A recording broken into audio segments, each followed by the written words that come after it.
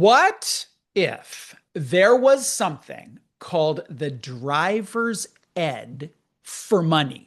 I, for one, would enroll my kid. I would register my kid. They're 16. They live in a major center. They're not interested in their driver's license today. But when they decide they want to learn to drive a car, there's a whole program that they are going to have to take. They're going to have to do a class. There's going to be a test. They're going to go out with an instructor. There's going to be a test. There's all sorts of things that will up the probability that they are safe on the road. When it comes to personal finance, nothing. Crickets. I mean, there's me, but for most parents, there's not a lot. And so their kids drive out into the world without learning how the indicators work and how the gear shift works and all those sorts of things. Karen Holland has a view that it is really important for young people to learn about money. So she's developed something called spending ed, driver's ed for money. There, imagine if it was possible, and there she's got it. Karen joins us now to talk about it. Hello there. Hi, Bruce. I don't think most of our viewers will need the business case here for why kids should be learning about money. It's probably the thing I hear most of all.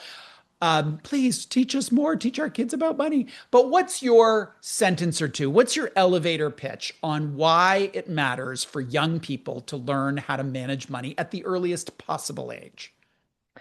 Well, it matters to learn about these things early because the default money habits and beliefs that govern how we act with money, really the rest of our lives, are established much earlier than when we start making big money decisions, consequential money decisions. There's a very famous study out of Cambridge that says it's often misquoted and academics get excited about that, but it says that the habits of mind, which govern financial decision making, which are essentially delaying gratification and planning ahead, they're established in very early childhood. And most kids, if they receive any personal finance coursework, it's in high school. So that's almost a decade between when those habits are established and when you start, really learning about how to shape them.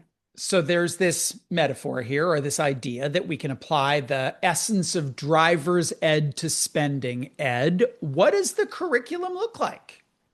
Well, we've tried to make it as easily actionable as possible. So there's three steps. Parents would have a conversation with their kids. We think summer is a perfect time because you don't have all the pressures of the academic year. And you just say that, look, you're getting old enough and you're asking questions about money, you're interested in it. And we think you're old enough to, pardon the pun, take the wheel and start test driving some of the tools that are out there. Maybe it's a debit card, maybe it's just cash, or you're earning part-time money. And then we have a quiz, which we call the on-ramp to their smart spending learner's permit. So just like a learner's permit for driving, Great. they take this 10-question quiz.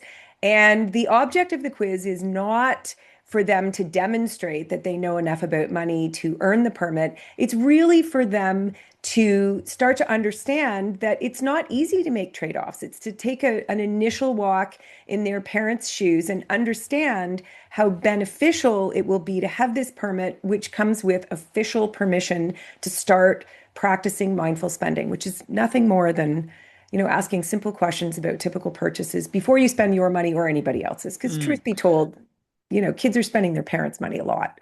Yeah, sure.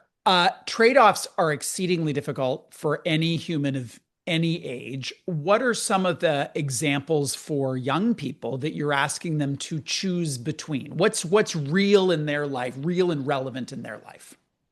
Well, we have this flagship tool, an online mindful spending tool called the Does It Make Sense Score Calculator.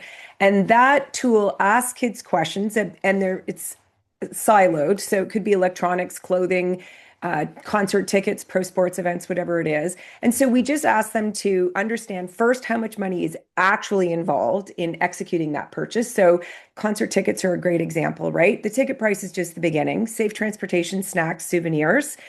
Sometimes it's like 3 to 1, the ticket price, the total cost of that experience. So before you sit down with your parents and ask about this, understand how much money is really involved. And then the second half is really understanding if that purchase fits into your life. So what's involved? How are you going to get there? Is there a safe way for you to get there and back? Are you going with somebody else? Is it really worth what you now understand to be the full ticket price? And the great thing is, kids are terrific. When we give them a repeatable, structured way to think about possible purchases, they don't disappoint. I mean, Right. more often than not, they stop themselves. They're like, wait a minute, I had no idea it was going to cost this much money, and it's actually not worth it to me. Yeah. And listeners can Google Karen Holland and Bruce Sellery and find that full interview on the dim score that we did. I Oh, can't remember when that was, but there's okay. a whole thing on that. Love it. Dollar stretching is another one of the aspects of spending ed. What does that phrase mean in this context? Well, we think that, the summer has all these natural on-ramps to becoming good with money. So it's the trade-offs of making plans, summer birthdays, and then back to school shopping. I mean, back to school shopping is designed to make you want things. And so it's a perfect time to say to your kids, if you believe they're ready, okay, here's the school's list. Here's what we have allocated in this family for back to school. Tell us how you're going to spend it. Tell us the best way to spend it. And we have a back to school list builder that really takes kids step by step through a process that helps them not regret anything. The first step is hits and misses from the last year. And we actually encourage parents to have their kids sit down and do this at the end of the school year. So I know the temptation is to just hurl the backpack in the laundry room and forget about it, but it takes 10 minutes. What Hmm. really helped you every day this year? Or what did you buy, but you never really used? It wasn't worth it. Or what failed early or didn't perform as intended? Just tuck that in your back pocket because then when you get to August and you start thinking about what you need for the upcoming year, you'll be like, okay, that was helpful. That wasn't. I need new this. I don't need new that. And then it's think about the trade-offs. A really effective exercise is to denominate a desired purchase by the cost of your favorite snack. So, for example, if your jam is a slice or a latte and it's $5 and you're jonesing for a $50 jacket, well, the easiest way to help your parents pay for half of that is to forego 5 slices of pizza or five Right. lattes. And that doesn't mean the whole summer of pizza or lattes, it's 5 times. Yeah. You and I both know that you can have lots of money in your family and be terrible as a young person managing it. You can have very little money in your family and be amazing at managing it, and vice versa. There is a family context for driver's ed too. I was the youngest of 5 kids. My parents barely knew where I was half the time. They weren't very revved up about me getting my license because they just didn't want to drive me around anymore. So, family context matters. As it relates to money and the execution of your spending ed kit for young people, how do parents include that? Maybe things like their discomfort about talking about money or their own self concept about their skill or their income level, all those kinds of intangible things.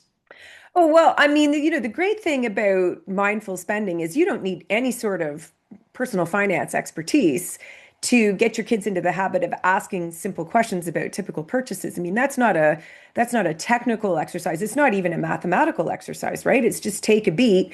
How often am I going to use it? Am I really going to appreciate it? Is there somebody else in my family who can use it when I'm done with it? I mean, one of the things that really resonates with kids is how thinking before buying is the easiest way to be a planet protector. You're not giving up anything you actually want, will use, and appreciate. But when you don't buy things that, or ask for things, or don't allow family members to buy you things that you're not going to use and appreciate, by default, everyone's carbon footprint is lowered and the number of items you place in a landfill over a lifetime. Hmm. So I think you don't need that expertise. And, I'm a fan of leaning into your vulnerability. I Hmm. mean, I don't think there's any problem with saying, maybe I wished I would have had more conversations like this with my parents, or I learned everything the hard way and I don't want that for you. And creating money privilege empathy where kids start to understand that it's actually not that easy to weigh those trade-offs and to make the money go as far as you'd like that's invaluable. It lets the kids walk a mile in the parents' shoes.